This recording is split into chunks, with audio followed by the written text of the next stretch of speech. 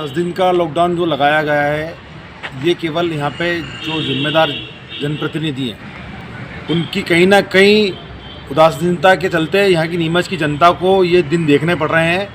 यहाँ के सांसद हुए, यहाँ पर जो विधायक हैं, जो मंत्री जी हैं, उनको कोई लेना देना नहीं नीमच की जनता से कि नीमच की जनता ये कोरोना बढ़ा क्यों।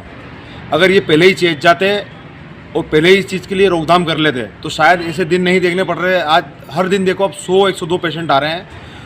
तो कहीं ना कहीं शासन प्रशासन की भी गलतियां हैं कि इन्होंने कोई व्यवस्था नहीं करी, लोगों के साथ खिलवाड़ कर रहे हैं, केवल ये दिखावा इस चीज़ पर भाषणबाजी पर ध्यान देते हैं। मगर आम जनता किस तरह से आज लॉकडाउन के चक्कर में परेशान हो रही है। आज देखो अब दिवाली से भी ज़्यादा मार्केट में भीड़ है।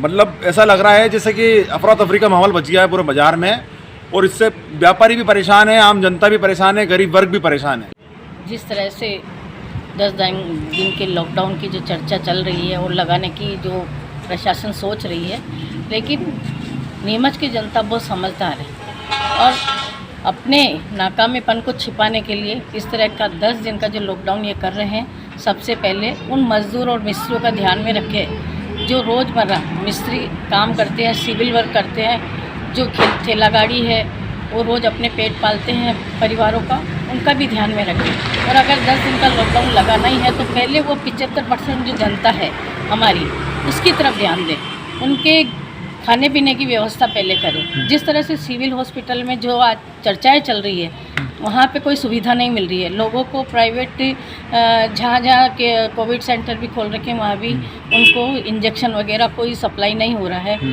तो इन चीज़ों पर पहले ध्यान दें, क्योंकि लोग बेचारे मारे मारे फिर रहे इधर के उधर, उस तरफ हमारा कोई ध्यान नहीं। और आज अगर लॉकडाउन करते हैं और ये जो 75% जो जनता है जिसको खाने पीने की जो दिक्कत आएगी, उसका सबसे पहले प्रशासन और शासन को पहले ध्यान देवे, उसके बाद लॉकडाउन की सोचे। क्योंकि नीमच की जनता काफ़ी समझदार है, वो खुद अपना कर सकती है। और जैसा रमज़ान और नवरात्रि जो हमारे त्यौहार सामने हैं, इन लोगों की जो दिक्कत आएगी उनका हम लोग शासन का क्या जवाब है।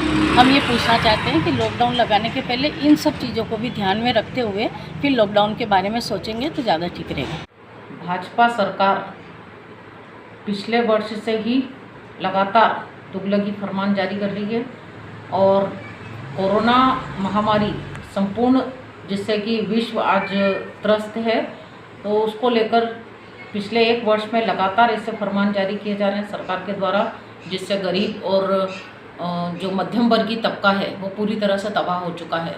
आज लोगों के सामने ये स्थिति हो गई है कि यदि कोरोना महामारी को रोकने के लिए लॉकडाउन किया जाता है तो दूसरी ओर वो भूखमरी से लोगों के मरने की नौबत आ गई है।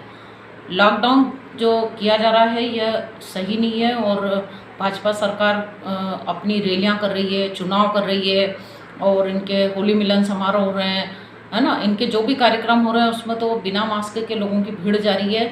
और ठेले वाले और जो छोटा व्यवसाय करते हैं, अभी गर्मी का मौसम है, गर्मी में आइसक्रीम, कुल्फ़ी, गन्ने का रस, चरखियाँ चला के लोग अपना रोज़गार चलाते हैं। जैसे जैसे पहले ही 1 साल से गरीब और मध्यम वर्गीय परिवार बहुत ज़्यादा परेशान है और उनका रोज़गार पिछले वर्ष भी ठप हुआ था।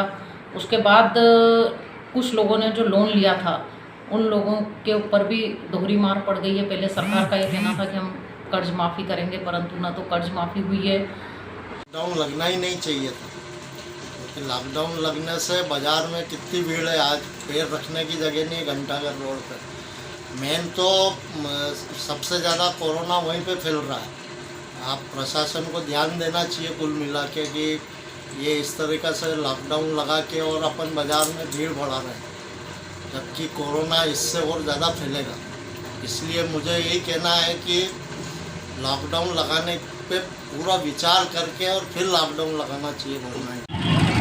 10 दिन का जो लॉकडाउन है, इससे अब जनता में एकदम भाव पैदा होगा, यानी एकदम घबरा जाते हैं लोग कि धीरे धीरे अगर ये हिसाब किताब से अगर बताते कि भाई थोड़ा थोड़ा गैप देंगे, अब ये नहीं फैलता हो तो और फैल जाए। क्योंकि 10 दिन का स्टॉक करने के लिए आज शहर के अंदर एकदम भीड़ उमड़ पड़ी है और जब भीड़ जहाँ हो जाती है तो वहाँ यानी समझ लो कि कहीं ना कहीं खतरे का संकेत जाता है जहाँ भीड़ होती है।